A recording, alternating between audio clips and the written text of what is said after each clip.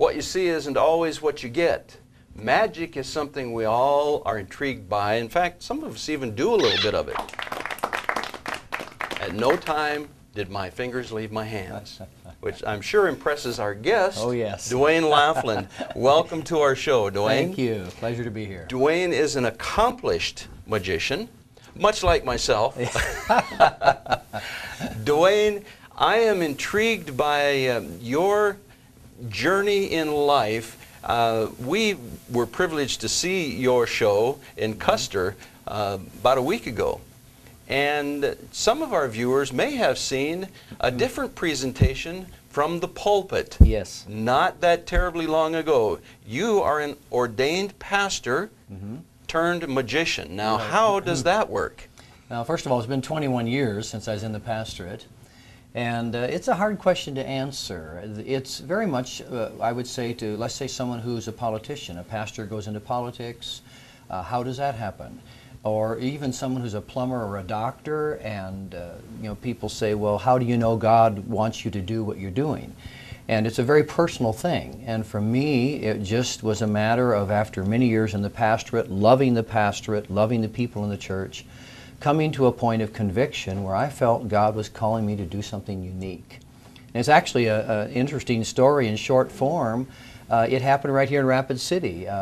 There was a day when I was supposed to come and meet someone, and they didn't show up. So I went to Jerry's House of Pizza. This was 21 years ago. I remember the place. I go there, and the chairman of our church is there, and I say, what's the deal? And he says, well, I was supposed to meet somebody in town, and they didn't show up. And so he's at Jerry's House of Pizza. I'm at Jerry's House of Pizza. The assistant pastor comes in, and we say, why are you here? He says, well, I had an appointment, and they didn't show up. And so all of a sudden, the three of us are at Jerry's House of Pizza with no business, no agenda, just talking. And as we were talking about the fact that I do these tricks for the kids, and I'd done a thing for a Bible camp and really enjoyed it. And one of them said, if you could do this all the time, would you? And I said, tomorrow. And then I immediately started explaining why I couldn't and why it didn't make sense. But in that conversation, I just felt something going on inside of me where I realized God was using me in a way outside the normal work of the church, and I needed to pay attention to that. And that began a journey where I really sensed that God was saying, make a change. And after about 3 months of prayer and searching, we made the change. And well, and your now we're doing program what we do. Yes. is unique. I've seen different magic acts, illusionary presentations. That's right. But never until I saw yours in Custer had I seen anyone present the gospel in that setting. Yes. And it's a powerful place to present the gospel. I certainly think so. You know, Christians sometimes get nervous because they don't understand. They think magic means secret powers or something. It's just a performance art. Now, I tell Christians it's like God made the chameleon, and the chameleon can look like one thing when it's another. You know, God is the author of many illusions, and I just take principles from nature and I incorporate them in the show.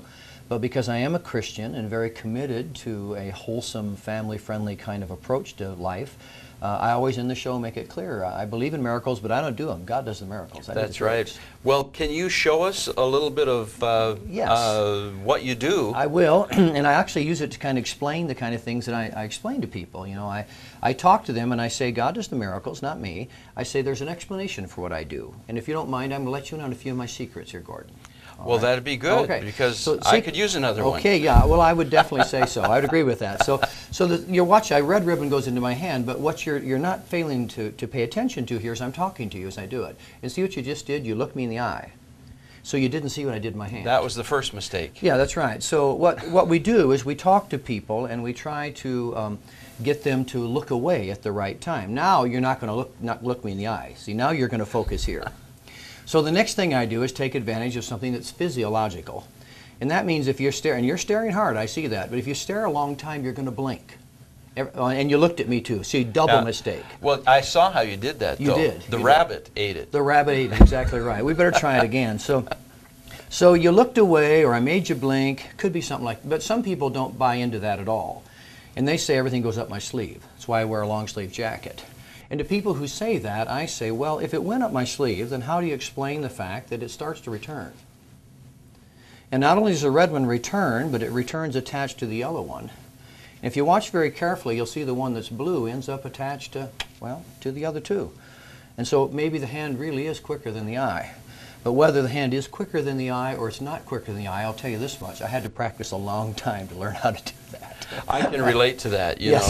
know, it takes a lot of work. Oh, I can tell. I can tell. But it is a performance art, and it's a lot of practice, and nothing spooky involved with it.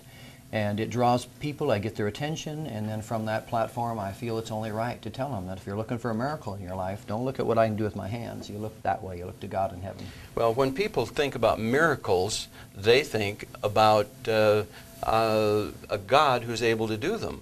Right. When they think about magic, they think about the occult. They do. And the occult deals in phony miracles. Exactly right. But God deals in real miracles. You deal in a presentation of illusion. That's right. That provides an opportunity to present the gospel. Mine's entertainment mystery, and thank God I can use it to try to accomplish something for eternity. Yes. And folks, it's a glorious presentation. If you have an opportunity, check it out. Custer, South Dakota. What's the time? Grand Magic Show, 7:30 every night all summer. And it is worth the drive.